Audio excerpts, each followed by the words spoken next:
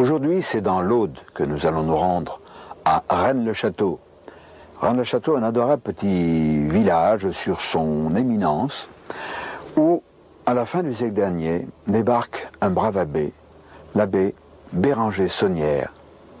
Et c'est un personnage qui allait, par la suite, faire la une de certains journaux. Et presque un siècle plus tard, on se souvient de lui. Il a fait des choses extraordinaires, pas par l'opération du Saint-Esprit. On parle d'un trésor, mais je crois que c'était encore bien plus extraordinaire.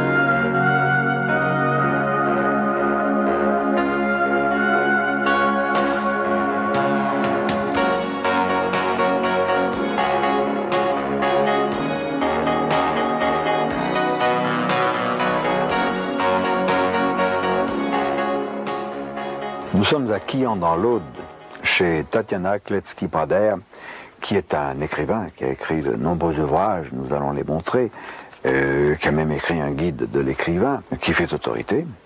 Aujourd'hui, Tatiana Kletzky-Prader, nous allons parler, si vous voulez bien, de Rennes-le-Château. C'est une cité, une vieille cité, extrêmement intéressante dans la mesure où elle a un lourd passé. Alors parlez-nous un peu de Rennes et de son bon curé. Il y a eu effectivement un curé à la fin du siècle dernier qui s'est distingué par des trouvailles. On connaît certaines de ces trouvailles, mais certainement pas toutes. Le fait est que ce curé s'est brusquement enrichi, qu'il a dépensé des sommes folles de plusieurs milliards de francs or, qu'il a restauré l'église en la décorant de manière, dit-on, ésotérique. Il a construit des immeubles énormes et coûteux et il a reçu énormément de têtes, même couronnées, à Rennes-le-Château. Nous allons rencontrer M. Henri Bution, et nous l'en remercions, qui est le propriétaire de la demeure de l'abbé Saunière. Il ne l'a pas connu directement, mais il est un amoureux du lieu, un amoureux du personnage aussi, fascinant.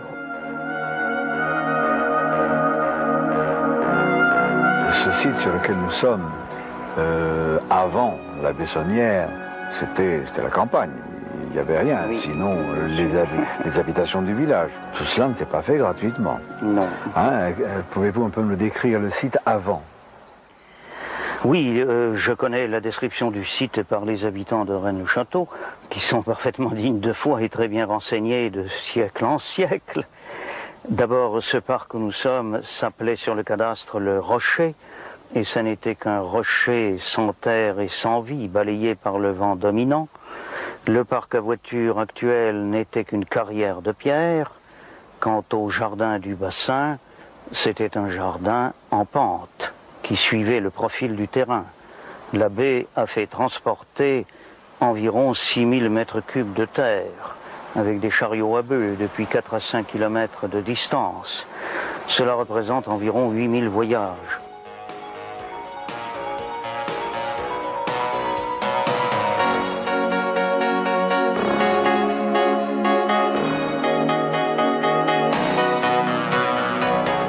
Le domaine de l'abbé Saunière ne fut pas construit au hasard.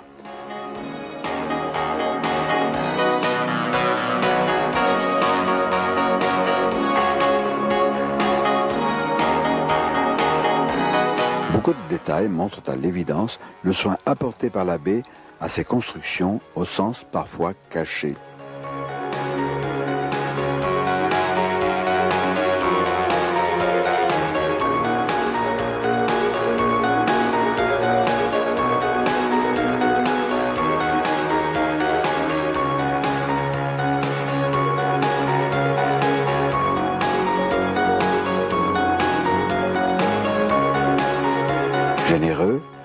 Bérenger Saunière avait même prévu qu'une partie de son domaine serve à l'hébergement de prêtres à la retraite.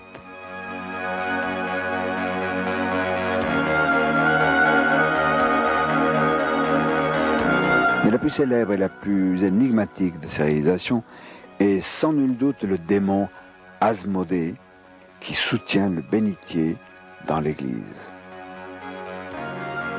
Pour expliquer de façon rationnelle, sérieuse, ces fastueuses dépenses de l'abbé Bérenger Saunière, on a invoqué le trafic de messes. Le trafic de messes, c'est une aberration la plus totale.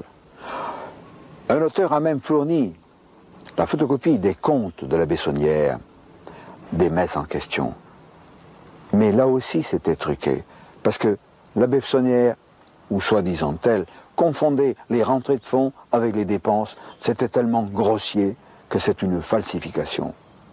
Cela n'a rien à voir avec les trafics de messes. Et on pourrait presque dire celui qui a essayé de démolir, disons, la loyauté de l'abbé Saunière, a fait des recherches sur les livres de messe de l'abbé Saunière, a fait des suppositions de nombre de messes plus élevés, et même, en employant ce moyen, est arrivé à un nombre de messes qui ne correspond qu'à une moyenne de 2 messes par jour à célébrer durant sa vie sacerdotale, en supposant qu'il les ait toutes célébrées, ce qui n'est pas le cas. Il y a de nombreux témoignages dans les lettres mêmes qui sont exposées au musée de prêtres qui disent qu'ils ont reçu eux-mêmes des messes à célébrer venant de la part de l'abbé Saunière et qu'ils disent clairement « tu es accusé d'une chose que tu n'as pas faite ».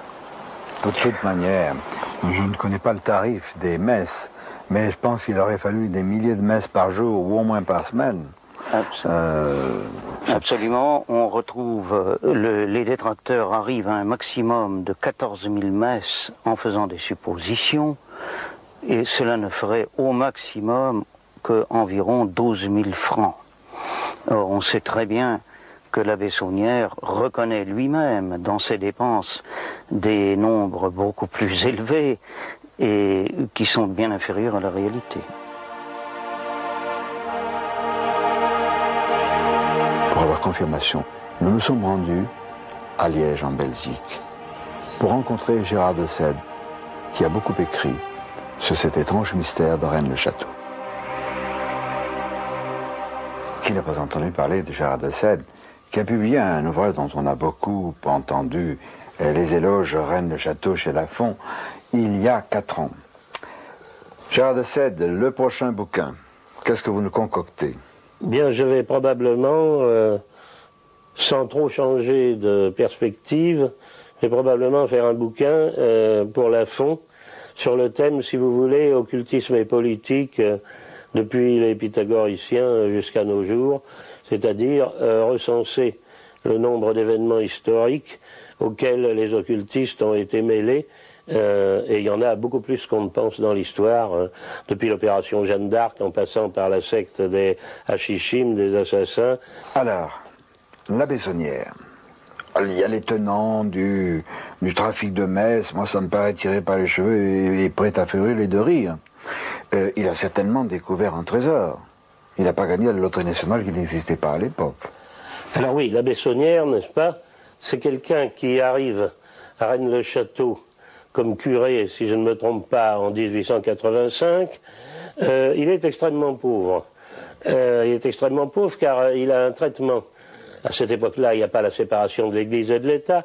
Il a un traitement de 75 francs or par mois, ce qui n'est pas négligeable. Seulement, il se fait priver de son traitement pour des prêches électoraux intempestifs. Donc, il n'a plus rien et il est obligé d'acheter même sa nourriture à crédit. Or, 32 ans après, à sa mort, en 1915, il a dépensé, j'ai eu ses livres de comptes entre les mains, et d'ailleurs je ne suis pas le seul à les avoir eus, ils ont été publiés également en partie par des revues scientifiques de l'Aude, n'est-ce pas? À sa mort, il a dépensé exactement un peu plus de 660 000 francs or, c'est-à-dire l'équivalent de plus de 23 millions de nos francs actuels. Bon, alors, d'où provenaient ces ressources, évidemment? Alors là, il y a plusieurs hypothèses qui ont été formulées. Il y a, si vous voulez, ce que j'appellerais l'hypothèse sordide. Ces ressources provenaient d'un trafic de messes. Il organisait en grand, à travers le monde entier, un trafic de messes. Bon, seulement une messe à l'époque valait un franc or. Il aurait donc fallu qu'il célèbre, il a dépensé, j'ai dit, 660 000 francs or. Il aurait fallu qu'il célèbre en 32 ans 660 000 messes à un franc. On dira, ah oui, mais justement, un trafic de messes, c'est parce que ces messes, il ne les célébrait pas. Alors s'il ne les célébrait pas, il fallait tout de même qu'il trouve des gens pour les lui commander. Il aurait fallu qu'il trouve 660 000 personnes pour lui commander au moins une messe à un franc. Il aurait donc fallu qu'il écrive 660 000 lettres, et que, en supposant même qu'à chacune des lettres, il y ait une réponse favorable, c'est tout à fait fantasmagorique. Et d'ailleurs, quand son évêque, à partir d'un certain moment, se met à trouver que ses ressources quand même sont disproportionnées avec ses moyens, lui demande de s'expliquer, l'accuse de trafic de messes, eh bien il a été blanchi par le tribunal ecclésiastique, et ce n'était qu'une première phase, si on y revient tout à l'heure. Il a été blanchi de cette accusation par le tribunal ecclésiastique, qui a déclaré qu'il n'y avait pas l'ombre de commencement de preuve à cette accusation. On a évidemment formulé une hypothèse qui peut faire rêver, c'est que Saunière n'a rien trouvé d'autre que le trésor du temple de Jérusalem, qui aurait été caché par les Visigoths près de Carcassonne, ce qui est peut-être un fait historique d'ailleurs. Mais ce trésor du temple de Jérusalem, personne ne l'a jamais retrouvé. Si on l'avait trouvé, les chroniqueurs arabes, quand ils ont renversé le royaume wisigoth d'Espagne, n'auraient pas manqué d'en faire mention, n'est-ce pas? Et il disparaît de l'histoire. Et en plus, c'était un... Voyons, réfléchissez une seconde. Si Saunière avait trouvé un trésor pareil, il était totalement invendable, aussi invendable que la Joconde. Et par-dessus le marché, on n'imagine pas un curé, même aussi sulfureux que l'était Saunière, mettant à la casse un trésor aussi sacré que le trésor du temple de Jérusalem. Donc tout ça, personnellement, j'élimine. Je ne suis pas tout à fait d'accord avec mon confrère et ami Gérard de Sède quant à cette histoire du trésor de Salomon, qui repose, me semble-t-il, sur des bases sérieuses. Nous aurons l'occasion d'y revenir. Je crois qu'il faut dire que le mystère ne démarre pas avec la Bessonnière. Il y avait des choses très étranges. Il y a des recherches qui ont été faites, notamment par un auteur américain, Elizabeth Van Buren, qui a écrit Refugee on the Apocalypse, le refuge de l'Apocalypse, Doorway into Other Dimension, une porte ouverte sur d'autres dimensions. Et alors là c'est de la super, méga science-fiction. C'est sérieux. Ce n'est pas moqueur de ma part de dire que c'est de la super science-fiction, parce que ça repose aussi sur des choses fantastiques, mais vraies. J'espère qu'un éditeur français intelligent traduira ce bouquin. Il y a aussi Patrick Ferté, qui est un homme extraordinaire, qui a puisé, qui a disséqué les œuvres d'Arsène Lupin. La clé, l'œuvre codée de Maurice Leblanc. Oui, Arsène Lupin, son gentleman cambrioleur, est un faire-valoir pour Maurice Leblanc, qui nous fait pénétrer dans les arcanes de choses étranges, mystérieuses, touchant Rennes-le-Château, touchant Stenay et d'autres domaines étranges, insolites, bien dans la note de ce qui nous intéresse. Mais il y a aussi le livre de l'abbé Boudet, qui a été curé non pas de Rennes-le-Château, mais de Rennes-les-Bains, à quelques kilomètres, et qui a écrit au siècle dernier La vraie langue celtique, ou le cromlech de Rennes-les-Bains. Pour lui, c'était de l'anglais moderne. Alors évidemment, c'est quand même curieux. Mais il y a des choses extrêmement troublantes dans cette histoire d'anglais moderne. Parce qu'on trouve, par exemple, Katcha en languedocien ancien. Katcha, ça veut dire serré, pressé. Et catch, en anglais, c'est capture, crampon. Cost, en languedocien, le cost, c'est le prix. Cost, c'est le prix en anglais. Il y a quantité d'exemples de ce genre. N'oublions pas que l'abbé Boudet était très riche et que lui aussi a apporté son aide financière à la Bessonnière. Pour quelle raison? Ça aussi, ça fait partie du mystère. Nous allons peu à peu le voir. Et il y a le cromlech de Rennes-les-Bains, un passé très lointain, mais aussi un passé plus proche, celui des Visigoths, qui ont joué un rôle capital dans cette région-là. Jean Blum, vous avez écrit de nombreux ouvrages, et tout particulièrement ces dernières années, 2 ouvrages chez Le Rocher, aux éditions du Rocher. Oui. Vous êtes passionné par Rennes-le-Château, par les courants sous-jacents, contestés ou non. Et je serais heureux que vous nous parliez de ces problèmes qui sont souvent un peu négligés en ce qui concerne Rennes, en raison justement de cette zone floue qui les entoure. Rennes-le-Château se présente un peu en auberge espagnole, en ce sens qu'à l'heure actuelle, chacun y trouve ce qu'il apporte. Cela dit, il y a quand même une histoire, Rennes-le-Château, et elle commence d'une certaine manière lors de la venue des Visigoths dans cette région, c'est-à-dire en 413. Rennes-le-Château, qui s'appelle Rédé à l'époque, est, semble-t-il, le fait est controversé, mais les probabilités vont dans ce sens, une citadelle importante. D'aucuns ont voulu en faire la 4e ville d'Europe à l'époque. C'est de toute façon une citadelle importante. Les Visigoths s'y installent en 413. Clovis bat les Visigoths et reconquiert une grande partie de l'actuelle France vers 507. Néanmoins, les Visigoths demeurent un peu plus longtemps dans ce Haut-Razès. Vient la Bessonnière, il y a maintenant un siècle.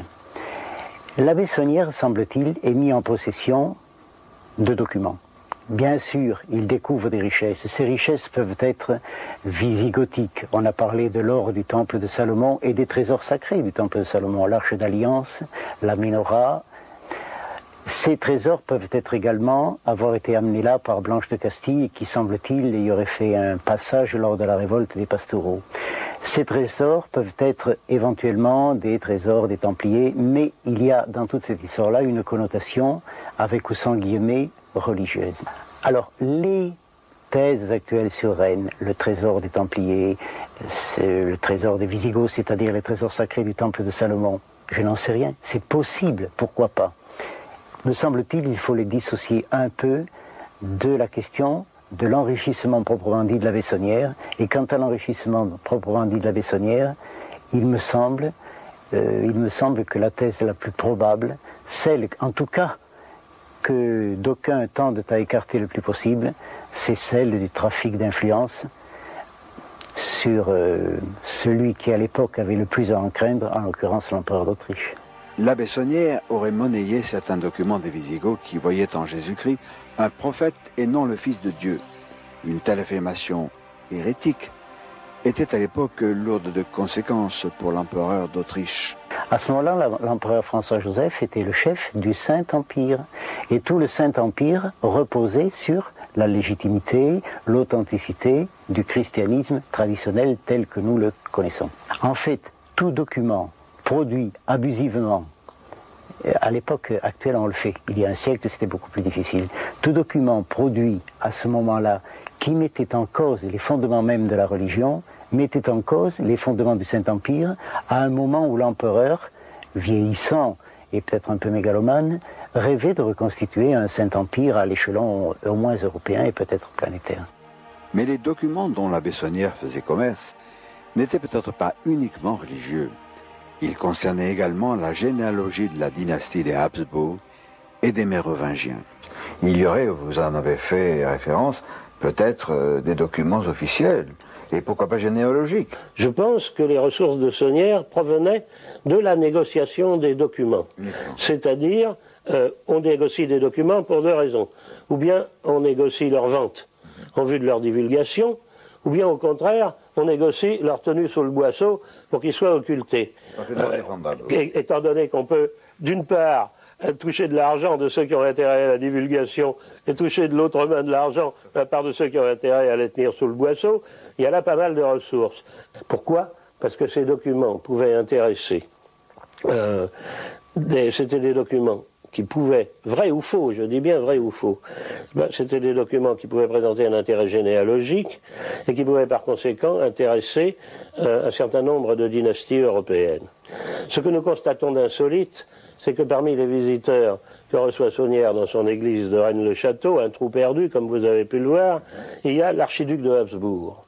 Qu'est-ce qui pouvait intéresser l'archiduc de Habsbourg à Rennes-le-Château, sinon des documents qui pouvaient conforter les prétentions des Habsbourg à l'époque? Trafic de documents, peut-être. Des documents quand même capitaux, parce qu'il s'agissait, nous dit la tradition, de documents généalogiques intéressant les Mérovingiens.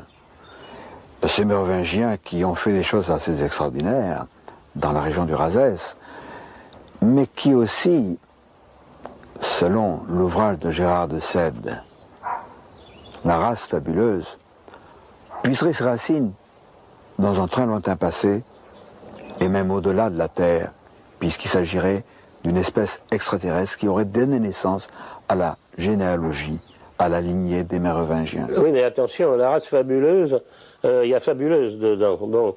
Et d'autre part, le sous-titre, c'est la mythologie mérovingienne. Bon, c'est un bouquin que j'ai fait, qui est simplement le compte-rendu de conversation avec un personnage original, complètement fou d'ailleurs, mais extrêmement érudit, et je me borne à raconter ce qu'il disait sans le prendre aucunement à mon compte. Là non plus, je ne suis pas d'accord avec mon grand frère et ami Gérard de Sède. Je suis bien persuadé que les racines des Mérovingiens puisent dans un très lointain passé et dans une lignée qui, elle, venait d'ailleurs. Nous y reviendrons, peut-être pas dans cette cassette, parce que c'est tellement fantastique, tout ce qui nous arrive au gré de notre enquête, que nous sommes conscients qu'il faudra un certain temps. Alors, pour comprendre le cheminement de ces mystères, les imbrications des épisodes les uns dans les autres, il faut impérativement que nous rendions à Stenay, dans les Ardennes. Là, nous sommes au cœur du mystère. Et c'est grâce à Louis Vazard, qui a créé le cercle Saint-Dagobert II, que nous pouvons approcher d'un peu plus près ce site extraordinaire, et aussi grâce à un ami du cercle Saint-Dagobert II, M. Bonnefoy, qui lui va nous entraîner vers la fontaine. Quelle fontaine? Une fontaine sacrée, puisque c'est là, au cœur de cette magnifique forêt, que fut assassiné Dagobert II, devenu Saint Dagobert.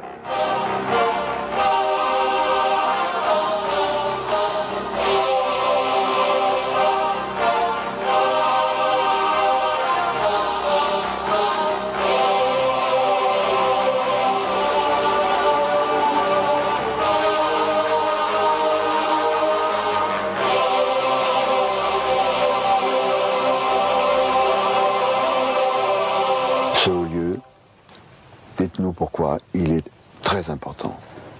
Historiquement parlant, bon, on l'a toujours appelé Fontaine Saint-Dagobert, donc on sait qu'effectivement, et la tradition orale là-dessus a toujours été extrêmement claire dans le canton, que le dernier mérovingien régnant a été assassiné ici en l'an 679, la veille de Noël. La veille de Noël. La veille de Noël. Donc une période solsticiale, dans ce lieu assez extraordinaire de forêt, chargé, avec ces arbres magnifiques. Ça n'a pas dû changer beaucoup, hormis le bruit de l'avion qui passe de temps à autre, n'est-ce pas? Et donc Saint Dagobert, enfin Dagobert II, fut assassiné ici. Par qui? Eh bien, il a été assassiné par un maire de palais, le maire du palais de Pépin d'Héristal. Et donc, en fait, un assassinat politique, et qui a précédé une prise de pouvoir d'autres personnes, d'autres gens. Disons du trône de France. Ah, effectivement, c'est bien. C'était des usurpateurs. Ah, ben depuis, effectivement. Bon, le sang n'est plus le même en tout cas, c'est clair.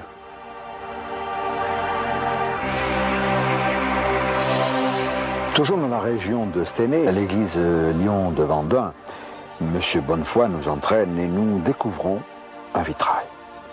Le vitrail extraordinaire, c'est Saint Dagobert II. Donc il était reconnu, officialisé par l'église, et il nous est montré sans la barbe. Or, les Mérovingiens, la dynastie mérovingienne, étaient appelés Reges Criniti, les rois velus. Donc on avait voulu probablement castrer, supprimer leur valeur particulière, la valeur particulière accordée à cette lignée extraordinaire. C'est dans cette ville de Stenay que fut ramené le corps du dernier monarque mérovingien. Comme nous allons le voir, l'assassinat de Dagobert II et la question de sa descendance concernent de très près la Bessonnière et ses relations avec la dynastie des Habsbourg. Signalons l'excellent travail du Cercle Saint-Dagobert, le créateur d'une salle mérovingienne à Stenay, pour que ne soit pas oublié cet épisode crucial, par trop escamoté, de l'histoire de France. Le Cercle effectue aussi des travaux de restauration, organise des manifestations et publie également un intéressant bulletin. Mais pour en savoir plus, Louis Vazard, le président du Cercle Saint-Dagobert II, nous entraîne non plus à Stenay, mais dans la région parisienne, à Sèvres, l'église de Sèvres, où le curé a refusé de nous recevoir. Louis Vazard, c'est pas parce que nous n'avons pas pu visiter cette église de Sèvres qu'elle demeure sans intérêt, au contraire. Et nous engageons ceux qui auront la chance de ne pas recevoir d'obstacles, d'aller voir cette église. Il y a quand même quelque chose d'étrange, il y a des vitraux qui font certaines références et qui nous ramènent à Rennes-le-Château. Oui, tout à fait. Il y a comment dirais-je, il y a un vitrail qui indique que Saint Dagobert aurait été le fondateur de l'église de Sèvres en 675. Alors, jusqu'à présent, on n'a pas encore trouvé de preuve écrite historique de cette fondation. En 675. Mais en 675, tout à fait, il était vivant. Et alors, le nom Dagobert II figure aussi dans la liste des donateurs et bienfaiteurs de l'église de Sèvres, donc il figure en tête en 675. Dans la liste, il y a aussi Maria Lesinska, le roi Louis XV, mais aussi en 1873, un certain Zanoni. Et alors Zanoni, pour les comment dirais-je, c'est époustouflant, parce que on se demande comment en 1873 quelqu'un serait nommé Zanoni, alors que tout le monde sait très bien que c'est le titre d'un ouvrage de Sir Edward Bulwer-Lytton, qui était membre de la Golden Dawn, il me semble. Alors, la Golden Dawn, vous le savez très bien, qui veut dire l'Aube dorée, qui était une société initiatique, discrète, sinon secrète, à laquelle on a reproché plus tard d'avoir été l'inspiratrice du nazisme, ou qui aurait contribué à inspirer le nazisme, ce qui est déjà pas tout à fait en odeur de sainteté. La présence dans l'ombre de sociétés secrètes est fort importante, car les documents détenus par les Bessonnières intéressaient vivement celle-ci. Comme nous le verrons par la suite, il fut même activement aidé par l'un de ces cénacles occultes, le prieuré de Sion, dont on retrouve les traces dans l'église de Sèvres. Cette église est très très étrange par ailleurs, parce qu'il y a d'autres vitraux, notamment un vitrail qui est dans le chœur, tout en haut, une croix flamboyante, dans lequel le IHS de notre Seigneur est légèrement replié dans le parchemin, et on peut y lire plutôt PS. C'est une société PS ou SP, Solidatium Pianum, qui est qui peut être liée à cette affaire, parce que cette société est une société vraiment aussi discrète, qui a été très active à travers toute l'Europe d'avant 1914. Et on l'appelait aussi couramment la Sapinière. Et donc cela nous ramène aussi à une société que l'on connaît d'une manière un peu plus récente, qui s'appelle le Prieuré de Sion. Là aussi on retrouve le PS et le SP. Alors il y a aussi dans l'église de Sèvres, mais ça n'a rien tellement à voir je pense, mais on ne sait pas, un tableau qui représente Jeanne d'Arc priant dans l'église de Sèvres. Et ce qui est intéressant, c'est que je crois le peintre c'est Flandrin. Or Flandrin est celui qui a peint les fresques de Saint-Germain-des-Prés qui se trouvent sur le méridien de la ligne rouge, le méridien de Paris qui va jusqu'à Rennes-le-Château. Alors bon, il faut le savoir. C'est beau le hasard. Tout à fait. Alors comme des dons ont été faits importants pour la restauration ou disons le financement. Je pense qu'on a voulu faire insister sur ou faire croire que l'église de Sèvres a été fondée par Saint Dagobert. Saint Dagobert, on a mis de l'argent pour le faire croire. Ça. Tout à fait. Est-ce qu'il y a quelque chose qui nous autorise à penser fortement ou plus légèrement au fait que le trésor qu'a découvert la Bessonnière aurait pu contribuer à aider Bon, alors ça, on n'était pas comptable derrière la Bessonnière. Par contre, ce qui est certain, c'est que la Bessonnière a reçu énormément de visiteurs des Habsbourg, des gens donc intéressés par ces problèmes de généalogie, d'histoire, et il y a aussi cette légende qui court sur les parchemins de la reine d'Ange de Castille. Ah oui, alors, la fameuse généalogie. Alors là aussi, tout ça, ça réapparaît. Dans laquelle, comme un de nos amis, apparaît les descendants de cette race extraordinaire des Mérovingiens, et ceux qui ont été éliminés, la filiation directe. Je sais qu'on ergote un peu, mais enfin il a eu une descendance d'Agobert II. Alors, Sigebert IV, non? D'une part, tout à fait, il y a eu Sigebert, mais enfin aussi sa fille Adèle, Rathilde, et Irmine, Sainte-Irmine. Donc il a eu des descendants, naturellement, de toute manière. On veut nous, bien sûr, ergoter toujours sur Sigebert IV. Pendant très longtemps, on a dit qu'il n'existait pas, puis patatras, on découvre dans les textes anciens que Sigebert IV avait fait bel et bien exister. Alors maintenant, effectivement, quant à savoir s'il a pu faire souche dans le Razès, je pense que vous voulez en venir là. Reine de Château. Effectivement, là, c'est un petit peu plus, à mon avis, difficile à prouver, mais il n'empêche qu'une tradition, qui s'est fait jour, au fin du siècle dernier, soit a été mis en évidence, soit au contraire a été inventé de toutes pièces. Mais ça, c'est beaucoup plus difficile de le déterminer. Mais celui qui dit que cela n'existe pas ne peut pas non plus prouver le contraire.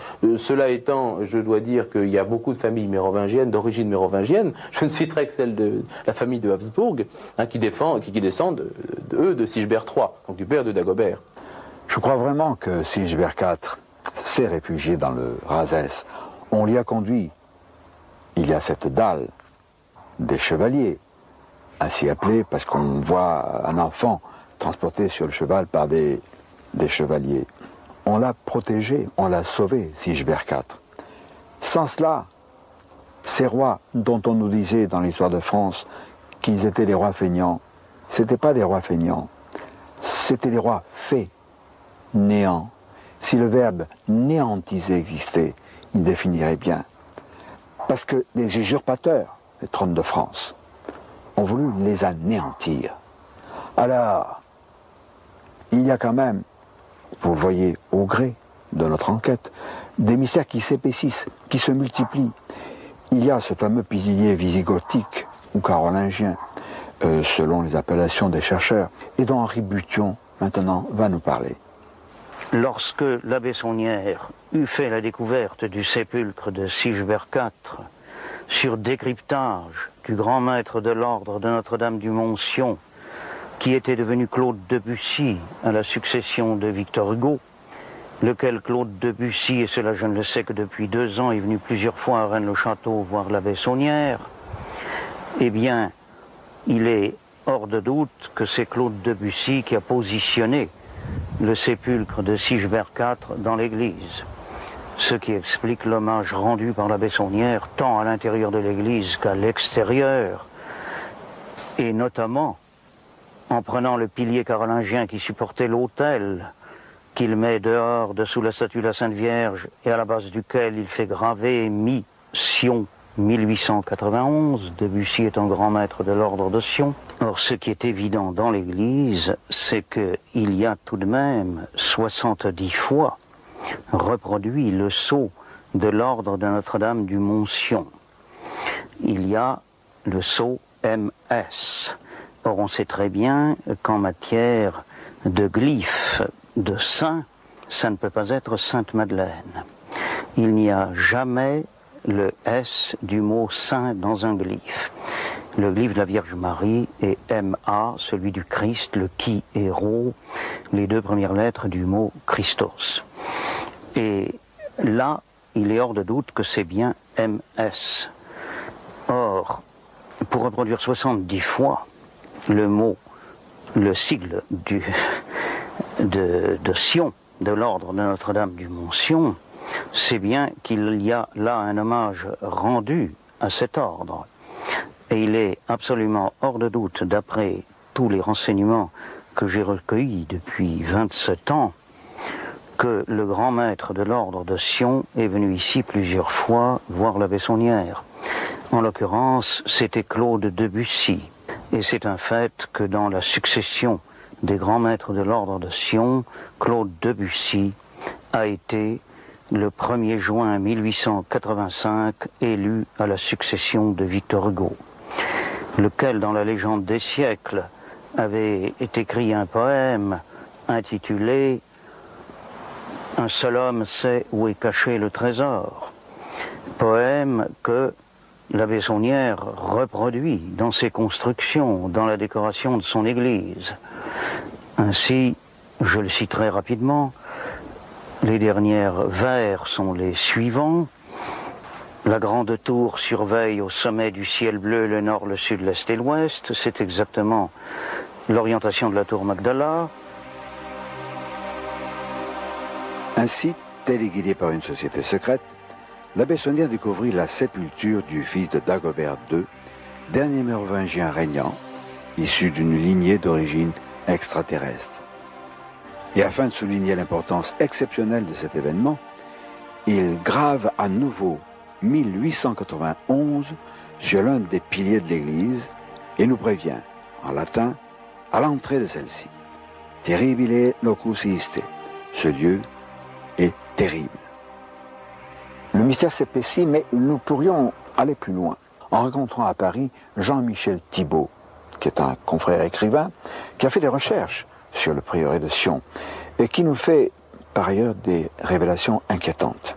Pour écrire des ouvrages de ce genre, sur l'abbé Saunière, sur Rennes-le-Château, sur d'autres, par exemple la cantatrice Emma Calvé, tout à fait étonnante, qui joua un rôle important dans l'énigme de Rennes-le-Château et des découvertes de l'abbé Saunière. Il faut être plus que romancier, il faut être un chercheur, il faut être un peu historien, il faut être un peu ou beaucoup détective et être courageux. Car Jean-Michel Thibault, je suppose que pour écrire ces ouvrages, vous avez dû faire de nombreuses recherches et que ça n'a pas été facile. Ah, ça n'a pas été facile. Ce qui est déterminant lorsqu'on écrit une histoire, c'est un petit peu ce que l'on ressent au moment où on découvre le personnage. Et Saunière, je l'ai découvert tout à fait par hasard, en travaillant d'ailleurs sur les premières croisades.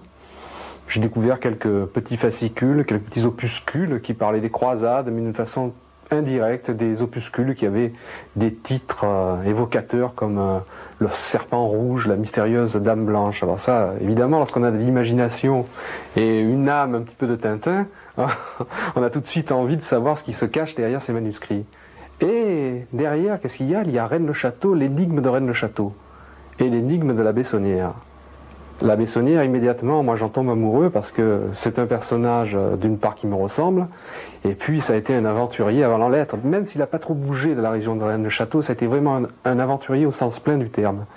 Et je continue à faire des recherches, et là, première menace par téléphone. Vous ne devez pas vous intéresser à cette histoire est maudite, c'est un domaine réservé, vous feriez mieux d'arrêter. Et bon, sur le moment, je ne réalise pas trop, et puis ça se répète au téléphone, toujours des menaces. Je rencontre à l'époque De Chérizet qui me dit surtout, n'essayez pas d'aller plus loin, c'est très dangereux, et je laisse tomber. Je n'écris pas l'histoire sur Rennes-le-Château, j'écris un autre bouquin qui s'appelle Les Cités barbares, qui n'a rien à voir avec cette histoire-là, mais ça me travaille. Au fil du temps, tout de même, je me dis, tu devrais aller à Rennes-le-Château, ne fût-ce que pour voir, pour te mettre un petit peu dans l'ambiance. Et puis on m'a raconté toujours des choses incroyables. Je rencontre un type une fois qui me dit, vous savez, moi ça fait longtemps que je fais des recherches sur Rennes-le-Château, j'avais ma caravane garée à l'extérieur du village, et un jour, en sortant de la caravane pendant la nuit, j'entends le galop d'un cheval et je vois une femme tout en blanc, complètement évanescente, qui galopait à travers les rues du village. Je dis, bon, tout de même... Et puis on me raconte des tas d'histoires comme ça, des apparitions, des choses très bizarres. Et ce personnage-là, ce type-là, qui a l'air tout de même assez crédible malgré sa folie. J'essaie de le rencontrer plus tard à Paris et j'ai appris qu'il s'était suicidé. En fait, s'aperçoit que cette histoire... sur Rennes-le-Château, non seulement rend fou les gens, ça les mène jusqu'au suicide, mais en même temps, ça les rend avides. Alors, dites-nous quelques mots de cette extraordinaire femme, Emma Calvé, la grande cantatrice internationalement connue en son temps, et qui par hasard est née à 2 pas ou disons à 3 pas de Rennes-le-Château. Oui, on peut dire qu'ils, comme ils le disaient eux-mêmes en se rencontrant, qu'ils étaient du même pays, ils étaient pays. Et ça aussi, ça c'est un personnage haut en couleur, je veux dire, qui est aussi étrange que, peut-être plus énigmatique que l'abbé Saunière. Parce qu'elle a eu un parcours tout à fait remarquable. D'une part parce qu'elle était issue vraiment d'une famille pauvre et elle est devenue cantatrice. Peut-être a-t-elle été repérée, comme on le pense, par les sociétés secrètes de l'époque qui, voyant à travers ce personnage haut en couleur, intelligent, sensible, attiré, comme toutes les grandes dames de l'époque, par les sociétés spirituelles du 19e, attirées par l'étrange, le mysticisme, enfin ce qui sortait de l'ordinaire, ils ont vu en elle peut-être un messager, quelqu'un qu'ils auraient pu manipuler, un instrument, mais un instrument à la solde de quoi et de qui, ça on n'en sait rien. Certains diront le prieuré de Sion, mais le prieuré de Sion a tellement été galvaudé que j'hésite même à en parler devant la caméra. Il arrive qu'un jour, Saunière la rencontre, et c'est grâce un petit peu à la présence de cette femme, à la passion qu'il ressent à travers elle, qu'il va se lancer dans ses recherches de trésors. Et en fait, elle a servi la cause d'une société secrète. Moi, je me souviens d'un livre que j'avais lu qui s'appelait Les livres maudits de Jacques Bergier. Dans les éditions, j'ai lu. Et Jacques Bergier disait une chose qui est vraiment remarquable. Il paraît fantastique qu'il existe actuellement dans le monde des sociétés secrètes, des synarchies, qui sont là pour occulter le savoir. Et moi, je pense que c'est ça. Et Macalbé, lié au prieuré de Sion, et à quantité de cercles occultistes de premier plan, des histoires de menaces, d'étrangeté, de suicide. Et puis intervient sur le site même du Razès, dans le site du Razès, près de Rennes-le-Château, le Bugarache, un pic mystérieux, lié à des visites qui ne sont pas celles de touristes, des visites d'êtres venus d'ailleurs.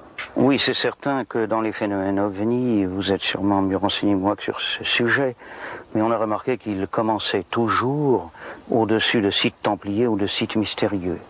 Ici, nous avons les deux sites juxtaposés, vus de Rennes-le-Château, et c'est un fait incontestable que ces phénomènes se produisent en grande majorité sur le mont Bugarache. Vous avez eu le privilège, vous aussi, et vous n'étiez pas seul, d'assister à une manifestation au-dessus du Bugarache. Oui. Comment ça s'est passé? Écoutez, c'était en plein jour, il devait être environ midi, un ciel parfaitement bleu.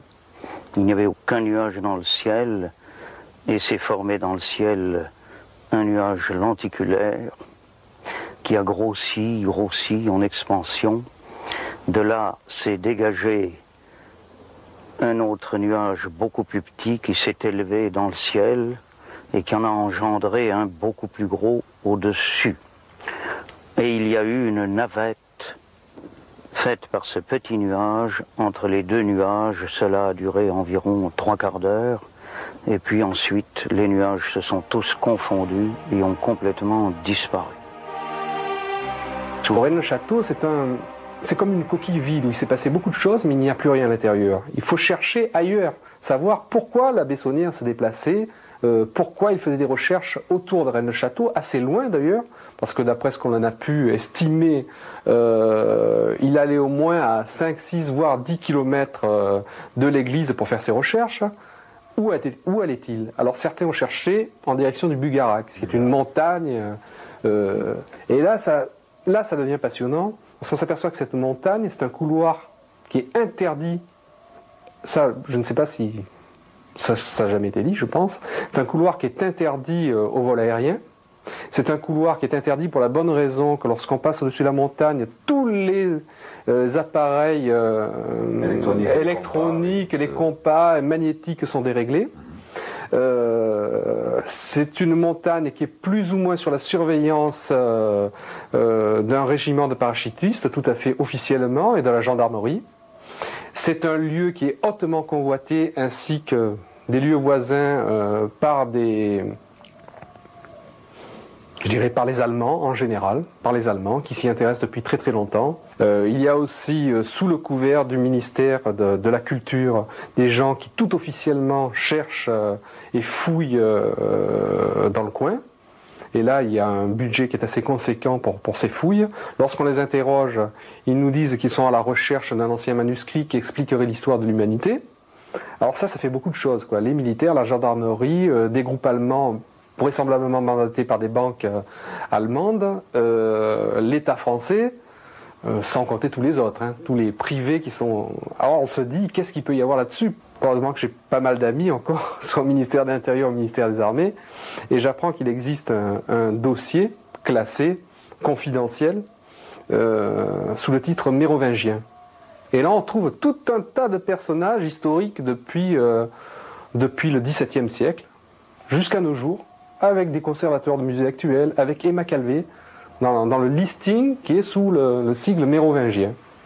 Et ça c'est très très étonnant. On apprend aussi qu'il y a que peut-être le CNRS s'intéresserait aussi de très très près à cette question. Et d'après ce que je sais, je vous dis sous toute réserve, ce sont des sources intéressantes, c'est vrai, de première main, mais encore faudrait-il qu'on puisse les vérifier. Moi je vous le livre comme on me l'a livré. Le CNRS et l'armée chercheraient dans la région de Rennes-le-Château une porte temporelle, un nœud du temps. Jean-Michel Thibault vient de nous faire des révélations sensationnelles. Ce n'est pas du sensationnalisme, je crois que c'est encore au-dessous de la vérité.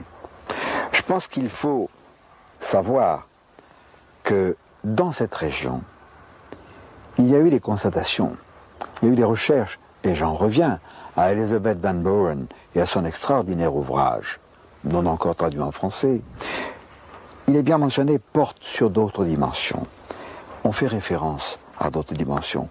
Mais ce n'est pas seulement gratuit, il y a un homme tout à fait singulier, à côté de Rennes-le-Château, dans la région de la Salse, au bord de la rivière Salée. Cet homme a touché du doigt quelque chose qui n'est plus de la légende, qui n'est plus de la tradition, qui ne nous éloigne pas des domaines fantastiques, mais c'est probablement l'antichambre d'une porte du temps.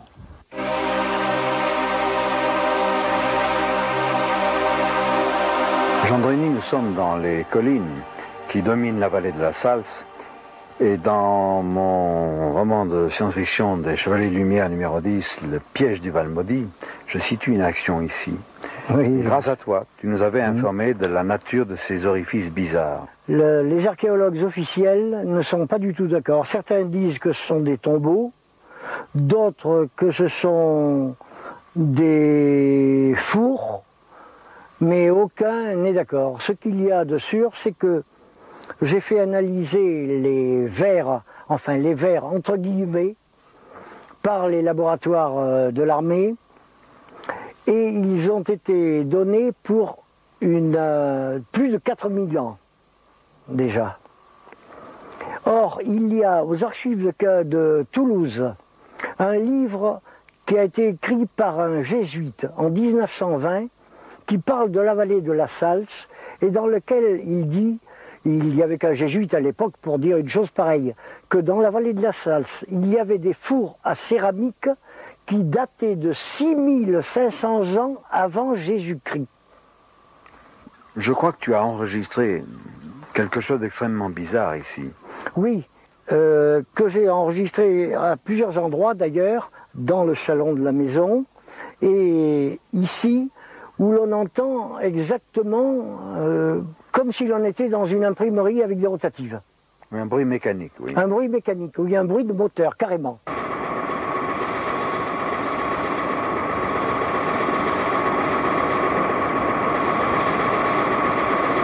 Alors, il y a quelques années, des amis qui sont dans les sphères officielles, évidemment, je tairai le nom, vous comprendrez pourquoi, ont amené un de leurs amis qui était en Amérique à la NASA.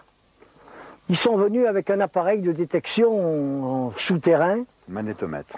Un magnétomètre à protons, mais doublé de VHL, enfin c'était... Il paraît qu'il n'y en avait que 7 dans le monde à l'époque.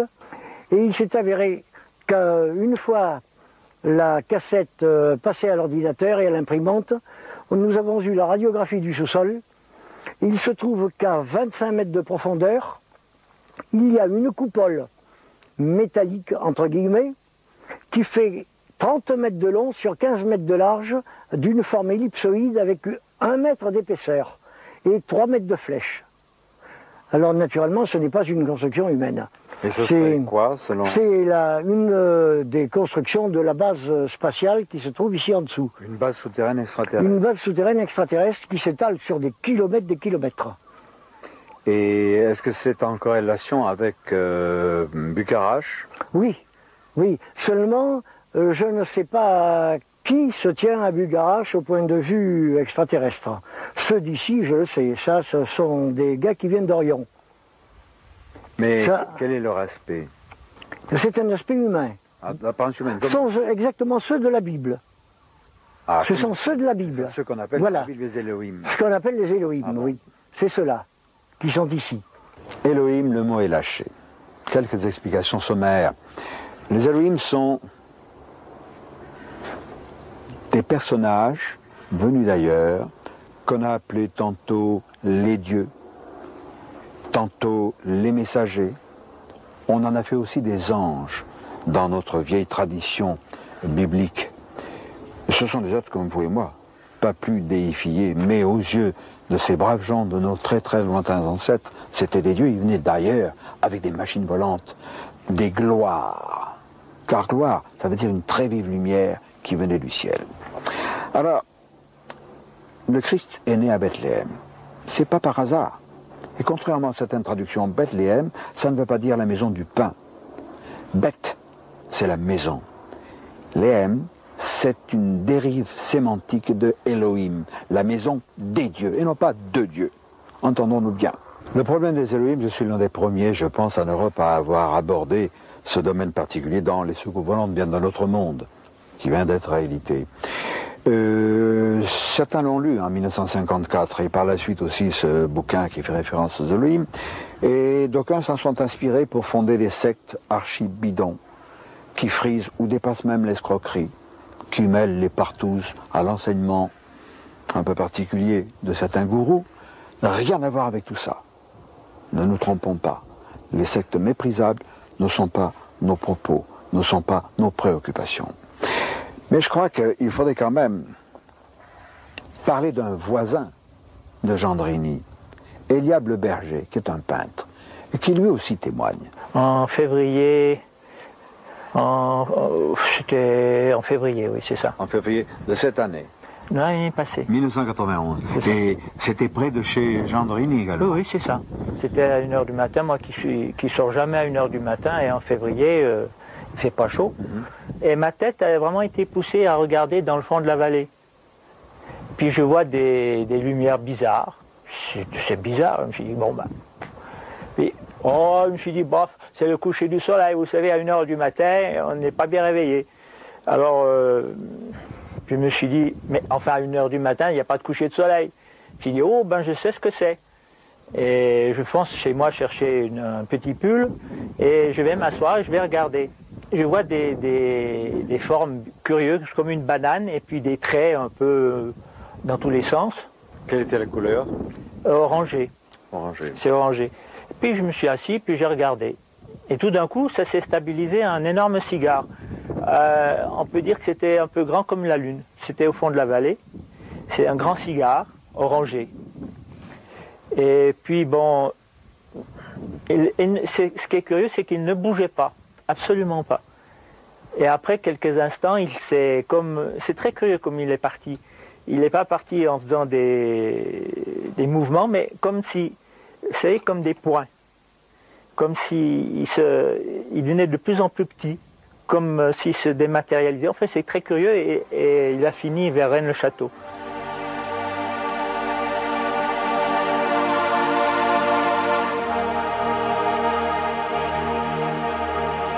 Revenons à Rennes-le-Château et inquiétons-nous un peu des derniers moments de la Bessonnière, qui nous réserve là aussi quelques surprises. Il est hors de doute que l'abbé Boudet, sentant venir sa mort prochaine, curé de la paroisse voisine, appelle l'abbé Saunière à son chevet en 1914.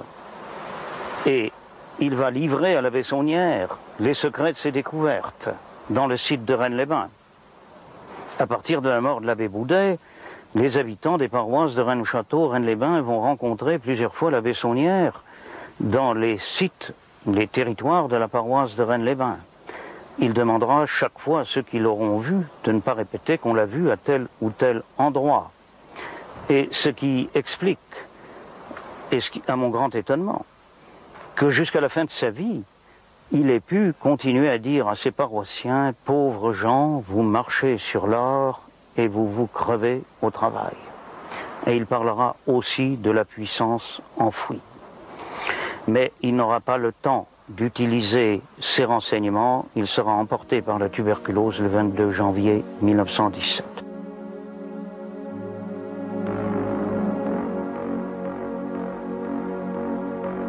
C'est dans le cimetière de sa paroisse que repose désormais Père Angé Saunière.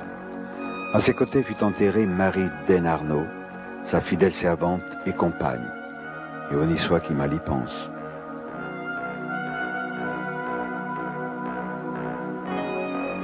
L'abbé Saunière, près de ses fins, en 1917, a été frappé d'une congestion cérébrale. On a fait mander auprès de lui l'un de ses confrères, le curé Rivière d'Espéraza, qui, semble-t-il, est sorti de cette entrevue parfaitement bouleversé.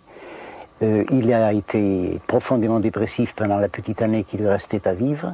Et, il y a 30 ans, tout le monde savait à Rennes que l'abbé Rivière avait refusé les derniers sacrements à son confrère Saunière, et que ces sacrements lui avaient été accordés post-mortem, ce qui est une procédure hautement rarissime dans la façon de procéder de l'Église.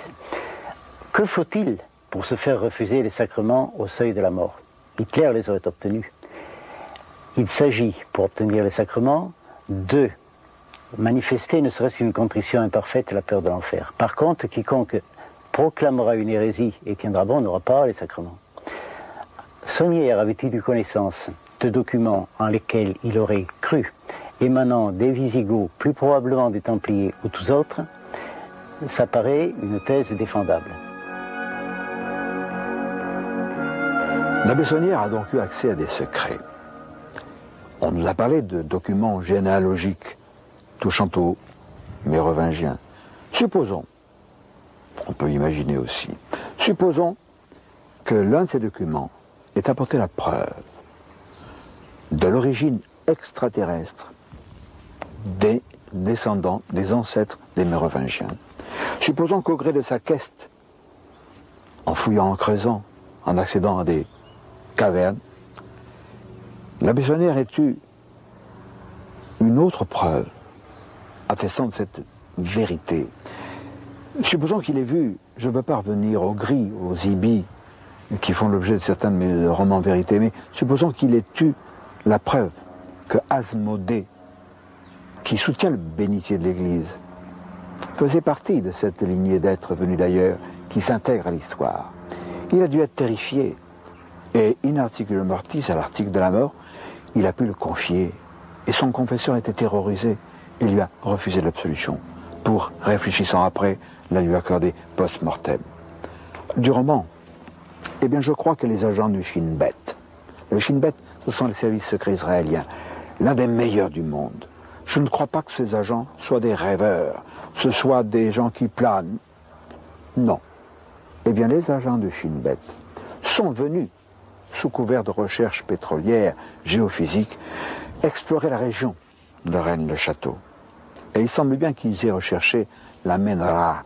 La menorah, c'est le chandelier à 7 branches qui faisait partie du trésor de Salomon. Les romans de science-fiction sont toujours basés sur des choses vraies.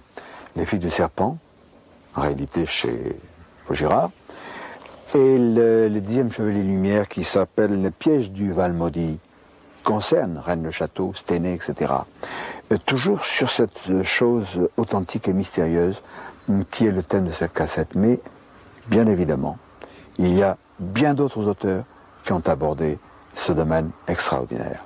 Nous avons, rassurez-vous, je ne vends pas ça dans des parapluies au coin de la rue. J'en ai pris que quelques-uns, il y en a encore un tas. Jules Verne, initié et initiateur, Le secret du trésor royal de Rennes-le-Château. Remarquable, paru chez Payot. Un ouvrage de Jean Robin, Rennes-le-Château, la colline envoûtée. Passionnant. Jean Robin, Opération Horte, toujours chez Guy Trédaniel, ou L'incroyable secret de Rennes-le-Château. Incroyable, absolument fantastique. Nous avons aussi celui-ci de Yves Lière, Le secret des prêtres du Razès ou le mystère des deux reines. Nous avons enfin cet ouvrage étonnant de Henry Lincoln, Le temple retrouvé chez Pygmalion. Nous avons, nous aussi, fait une petite enquête. Nous avons pérégriné, nous l'avons vu dans cette vidéocassette. Nous avons constaté des choses très étranges. Nous avons eu tellement d'éléments que ce n'est pas en une cassette que nous pourrons tout dévoiler, tout divulguer. Je pense que, comme disait Kipling, tout cela est une autre histoire. Et nous allons y revenir.